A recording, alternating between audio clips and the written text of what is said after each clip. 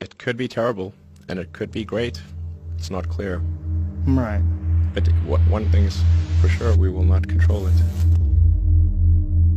বিজ্ঞানীরা এখন এআই ব্যবহার করে ওয়াইফাই রাউটার হ্যাক করছে তোমার বাসার ভেতর তোমাকে দেখার জন্য। A camera looking at a space with people in it.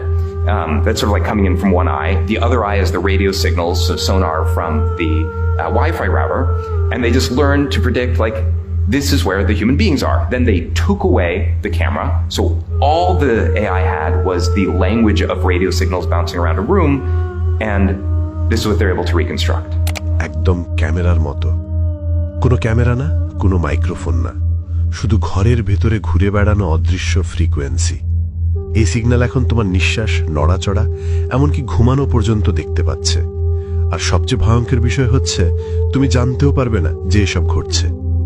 Wifi router শুধু ইন্টারনেট দেয় না, এটা রেডিও ওয়েভ ছড়ায়, যেগুলো প্রতিফলিত হয় তোমার দেয়াল, ফার্নিচার, এমনকি তোমার শরীর থেকেও। তুমি যখন নড়ো, এমনকি সামান্যই, তখন এই ফ্রিকোয়েন্সিগুলোর প্যাটার্ন পাল্টে যায়, তারা বাঁকে যায়, ছড়িয়ে পড়ে, প্রতিফলিত হয় ভিন্নভাবে। আর এআই এই পরিবর্তনগুলোকে একটা বইয়ের মতো পড়ে ফেলতে পারে। মেশিন লার্নিং এর অগ্রগতির কারণে বিজ্ঞানীরা এখন এমন মডার্ন ট্রেইন করেছে যা ওয়াইফাই সিগন্যালের এই প্যাটার্ন থেকে তোমার অবস্থান, শরীরের ভঙ্গি, মুভমেন্ট সবই রিকনস্ট্রাক্ট করতে পারে, শুধু ওয়াইফাই ডেটা দিয়েই। এটা কোনো ষড়যন্ত্র না, এটা প্রকাশিত পিয়ার রিভিউড সায়েন্স। এমআইটি এমন একটা সিস্টেম বানিয়েছে যার নাম রেডিও ফ্রিকোয়েন্সি পোজ, যেটা দেয়ালের পেছন দিয়ে মানুষকে ট্র্যাক করতে পারে। কার্নেগি মেলন ইউনিভার্সিটি মাত্র 2টি সাধারণ ওয়াইফাই রাউটার দিয়ে একটা ঘরে থাকা মানুষের চলাফেরার সিলুয়েট ছবি বানিয়ে ফেলেছে। অন্যান্য গবেষণায় প্রমাণিত এটা প্রায় 100% নির্ভুলতা সহকারে করা সম্ভব। আপনি ইসরায়েলিদের আক্রমণের দিকে লক্ষ্য করলে বুঝতে পারবেন ওরা কিভাবে টার্গেটেড এরিয়াতে আক্রমণ করে নির্দিষ্ট কাউকে হত্যা করতে পারে। আবারও বলছি, ক্যামেরা দরকার নাই, শুধু তোমার ওয়াইফাই হলেই চলবে।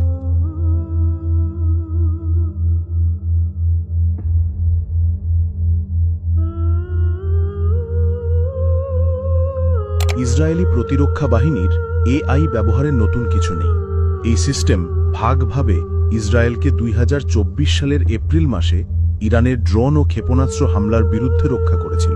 ইসরায়েল যে আরেকভাবে এআই ব্যবহার করে তা হল অধিকৃত অঞ্চলগুলোতে ফিলিস্তিনিদের উপর নজরদারির মাধ্যমে। কিন্তু এখন আমরা গাজার বোমা হামলার টার্গেট নির্ধারণে ব্যবহৃত এআই সিস্টেম সম্পর্কে আরও জানতে পারছি ইসরায়েলি প্রকাশনা 972 এবং লোকাল কলের 2টি প্রতিবেদনের মাধ্যমে।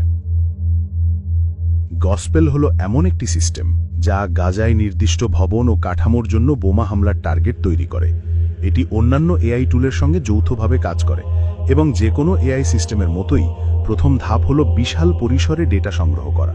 এই ক্ষেত্রে তা হলো গাজায় ফিলিস্তিনি ও মিলিটেন্টদের অবস্থান সংক্রান্ত নজরদারি ও ঐতিহাসিক তথ্য। তৈরি হওয়া টার্গেটগুলো সাধারণত 4টি বিভাগে ভাগ করা হয়। প্রথমত ট্যাকটিক্যাল টার্গেট, যার মধ্যে সাধারণত সশস্ত্র মিলিটেন্ট সেল, অস্ত্রগুদাম, রকেট লঞ্চার এবং মিলিটেন্ট সদর দপ্তর অন্তর্ভুক্ত। এরপর রয়েছে আন্ডারগ্রাউন্ড টার্গেট, প্রধানত এমন টানেল যা নাগরিকদের বাড়ির নিচে অবস্থান করে। তৃতীয় বিভাগটি হল হামাস বা ইসলামিক জিহাদের সদস্যদের পারিবারিক বাড়ি। আর শেষ বিভাগটি হল এমন টার্গেট যেগুলো সরাসরি সামরিক না, বিশেষ করে আবাসিক এবং বহুতল ভবন যেখানে ডজন ডজন বেসামরিক মানুষ থাকে। আইডিএফ এগুলোকে পাওয়ার টার্গেটস বলে। ডেটা সংগঠিত হয়ে গেলে তা গসপেল নামক তৃতীয় স্তরের মধ্যে দিয়ে যায়। এই সিস্টেম গাজায় মানুষের চেয়ে দ্রুত গতিতে টার্গেট তৈরি করতে পারে এবং যুদ্ধের প্রথম 5 দিনের মধ্যেই সব চিহ্নিত টার্গেটের অর্ধেক ছিল পাওয়ার টার্গেট শ্রেণীর। 972-কে দেওয়া বক্তব্যে বহু সূত্র বলেছে পাওয়ার টার্গেটস ব্যবহারের উদ্দেশ্য হল হামাসের উপর বেসামরিক চাপ সৃষ্টি করা। হেবার বাড়ি সম্ভবত গসপেল সিস্টেমের বাছাই করা পাওয়ার টার্গেটসের একটি ছিল। গসপেল তদন্তের কয়েক মাস পরে 972 আরও একটি গোপন এবং অস্পষ্ট এআই সিস্টেম উন্মোচন করে, যেটি ব্যক্তি টার্গেট করার জন্য নির্মিত। এর নাম ল্যাভেন্ডার। ইসরায়েল হামাস যুদ্ধ শুরুর সময় ল্যাভেন্ডার ঐতিহাসিক তথ্য ও নজরদারি ব্যবহার করে প্রায় 37,000 হামাস ও ইসলামিক জিহাদ সদস্যের টার্গেট তৈরি করেছিল। 972-কে সূত্রগুলো বলেছে এই টার্গেটগুলোর প্রায় 10% প্রায়ই ভুল হয়, কিন্তু এমনকি যে 90% টার্গেট সঠিক বলে ধরে নেওয়া হয় সেখানেও ইসরায়েল প্রথমবারের মতো হামাস সদস্যের সংখ্যা প্রসারিত করেছে। ল্যাভেন্ডার যখন এই টার্গেট তৈরি করে, এই এআই সিস্টেম এরপর সেই টার্গেটকে নির্দিষ্ট কোনো পারিবারিক বাড়ির সঙ্গে সংযুক্ত করে এবং এরপর আইডিএফের জন্য একটি নির্দিষ্ট অস্ত্র সুপারিশ করে, যেটা মূলত ওই টার্গেটের র্যাঙ্কিংয়ের ওপর নির্ভর করে। সূত্রগুলো সাংবাদিকদের জানিয়েছে, ল্যাভেন্ডার যেসব জুনিয়র হামাস সদস্যকে চিহ্নিত করেছিল তাদের ক্ষেত্রে প্রতি একজন টার্গেটের সঙ্গে 15 থেকে 20 জন বেসামরিক লোক নিহত হওয়া অনুমোদনযোগ্য ধরা হতো।